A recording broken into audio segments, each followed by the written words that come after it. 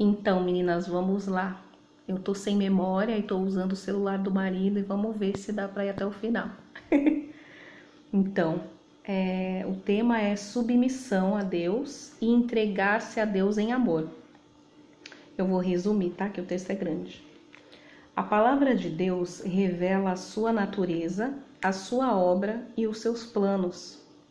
Maria, mãe de Jesus, expressou sua obediência à palavra de Deus ao aceitar seu papel no nascimento do Salvador, que está em Lucas 1,38. Então disse Maria: aqui está a serva do Senhor, que se cumpra em mim conforme a tua palavra. E o anjo se ausentou dela. Entrega a autoridade da palavra de Deus, conduz o crente ao desafio de submeter sua própria vontade a Deus. A confiança completa em Deus requer que a mulher abandone o direito de dirigir a própria vida. Entregando-se à vontade de Deus, a mulher demonstra que seu Pai Celestial age melhor. Aspirações pessoais se tornam secundárias em relação aos planos divinos. E aí, em cima desse texto, eu queria compartilhar um testemunho com vocês em relação ao que eu vivi sobre submissão, né? Recente, essa minha experiência recente. E foi sobre a minha gestação. Eu estava vivendo minha vida tranquila, me sentia feliz, realizada, né? Eu pensava assim, já tenho minhas clientes, tenho meu estilo de vida, final de semana a gente se curte os amigos, então tava tudo direitinho, né? Segundo o meu ver, né?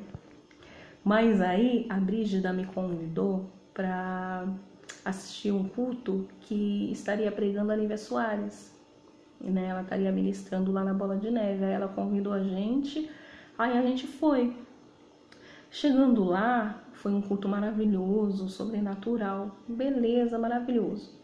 Só que no final do culto, quando chegou o apelo, ela chamou algumas pessoas para irem à frente, receberem palavras específicas.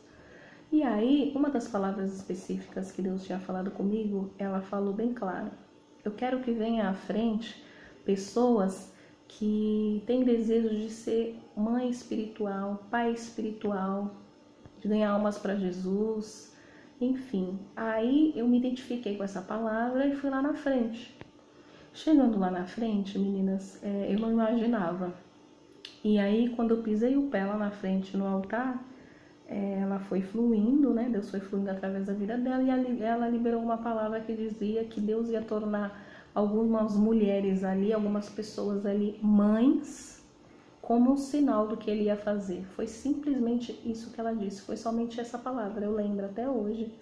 Isso foi no ano passado, ano retrasado, que ela falou que Deus ia tornar pessoas ali mães como um sinal do que ele ia fazer. Quando ela terminou de liberar essa palavra, o Senhor me visitou e eu fui ajoelhando aos poucos, fui para o chão e eu fui me rendendo.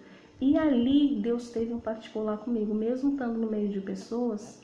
É como se fosse um particular comigo, me mostrando que ele queria que eu rendesse a ele os meus planos e os meus desejos. E aí foi um quebrantar sobrenatural mesmo. E quando eu me levantei, eu cheguei até a Brígida e eu falei para ela assim: hoje, Brígida, nessa noite, depois do que Deus falou comigo, eu tenho certeza que eu vou ser mãe. Ela olhou para mim assustada e falou: sério?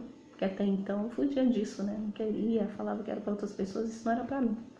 Caramba, Larissa, eu falei: eu tenho certeza. Isso foi em 2017. Beleza. Aí passou-se o tempo, etc e tal, fui vivendo minha vida, piriri, com Deus. E aí, uma amiga minha ficou viúva. E aí eu senti o desejo naquele dia de visitar ela. Isso passou-se um ano, meninas. Senti o desejo de visitá-la e tal, aí liguei para ela, ela falou que estaria em casa, que queria muito, que precisava muito dessa visita. E aí eu fiquei lá, a gente conversou, bateu papo, falamos sobre tantas coisas que não estava relacionada a filho.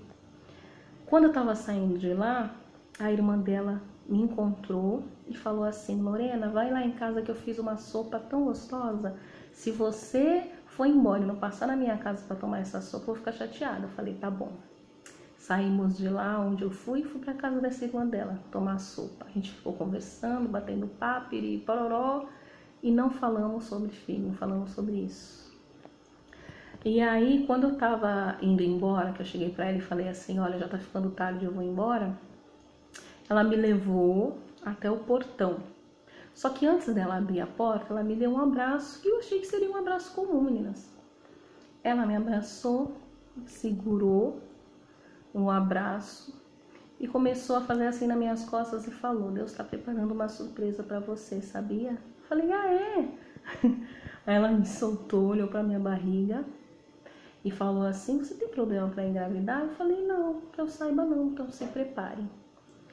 Meu Deus, quando eu ouvi aquilo, aí eu lembrei, Deus tinha usado a Lívia Soares, eu falei, ai pai, sobre isso não, de novo, não acredito. Tá bom, né? Eu já me rendi, né? Que não seja feita a minha vontade, mas seja feita a tua, né? Aí, um mês depois que essa mulher me abraçou e falou essas coisas, eu passei pela gravidez embrionária. Nisso, depois que eu perdi e passei pela liberação, expeli o saco gestacional, né? Que eu não perdi um bebê em si, eu perdi o saco gestacional. Foi gerado dentro de mim o saco gestacional. E aí, dentro de mim, eu tinha uma certeza que Deus estava no controle pelo que Ele já tinha falado comigo. E só que através dessa gravidez embrionária, Deus gerou no Samuca em mim o desejo. Porque eu acredito que quando Deus quer cumprir a vontade dele em nós, Ele também quer que seja um prazer e uma alegria para nós cumprir a vontade dele. Ele não quer que seja algo separado somente. Deus, faz a tua vontade, mas eu me isento. Não, Ele quer que a gente participe com Ele do propósito que Ele tem e se alegre nisso e seja um desejo nosso também. E nisso eu vi o Samuca perguntando para a obstetra, e agora, depois que aconteceu isso, como que a gente faz para o corpo dela se recuperar, para a gente tentar novamente? Piriri, para... Eu falei, gente, Samuel perguntando isso, não acredito. Ai, enfim, meninas. Aí aconteceu o que aconteceu, vocês sabem. Vou para o meu 7º mês de gestação. E aí eu entendi a importância da gente render os nossos sonhos, os nossos objetivos a Deus, né? E não querer viver a nossa própria vontade e tal. Isso em todas as áreas da nossa vida. Eu estou especificando essa área que foi muito sobrenatural para mim. Mas eu sei que vocês aí vão se identificar com outras áreas, né? De Deus estar trabalhando na vida de vocês, como está falando comigo, está trabalhando na minha vida. E aí, conversando com as clientes e tal, eu dei alguns exemplos práticos do que é você submeter a tua vida a Deus e o que é não submeter. E aí eu dei alguns exemplos práticos de algumas situações, né? Então vamos lá. Vamos começar com essa frase aqui, ó. Eu não vou dar o dízimo, porque o Senhor sabe que meu salário é para pagar as minhas contas. Isso a vida pautada no meu eu. Mas aí Deus vem e responde pra gente. Tragam o dízimo todo ao depósito do templo, para que haja alimento em minha casa. Ponham-me à prova, diz o Senhor dos Exércitos, e vejam se não vou abrir as comportas dos céus e derramar sobre vocês tantas bênçãos que nem terão onde guardá-las. Impedirei que pragas devorem suas colheitas e as videiras nos campos não perderão o seu fruto, diz o Senhor dos Exércitos. Malaquias 3:10. Outro exemplo prático de submissão a Deus que está em algo que eu vou falar para vocês agora. Deus conhece o meu coração e Ele sabe como é difícil perdoar aquela ofensa ou aquele ofensor. Aí a palavra de Deus para a gente se submeter diz: porque se perdoardes aos homens as suas ofensas, também vosso Pai Celestial vos perdoará a vós. Se porém não perdoares aos homens as suas ofensas, também vosso Pai vos não perdoará as vossas ofensas. Mateus 6, 14 e 15. Outra coisa. Não tem necessidade de pertencer a uma igreja local, a uma congregação e ter que participar dos cultos.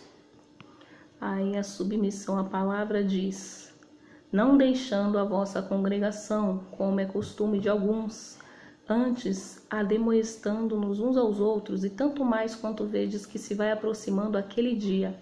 Romanos 13, 1, 2. Outra área para submeter a Deus. Não precisa dessa coisa de líder de célula, de me submeter a eles ou a algum pastor. Isso é coisa que os homens inventam para nos manipular. O que uma vida submissa a Deus faz? Cada qual seja submisso às autoridades constituídas, porque não há autoridade que não venha de Deus. As que existem foram instituídas por Deus. Assim, aquele que resiste à autoridade opõe-se à ordem estabelecida por Deus, e os que a ela se opõem atraem sobre si a condenação. Esse negócio de namoro santo ou de se guardar para casar, tô fora. Deus é santo, eu não. Mas como é santo aquele que vos chamou, sede vós também santos em toda a vossa maneira de viver. Porquanto está escrito: sede santos, porque eu sou santo. 1 Pedro 1, 15, 16. Eu vou para a igreja, posso até ouvir a palavra, mas não preciso me envolver em ministérios. O que a Bíblia responde? Temos diferentes dons, de acordo com a graça que nos foi dada. Se alguém tem o dom de profetizar, use-o na proporção da sua fé. Se o seu dom é servir, sirva-se a ensinar, ensine.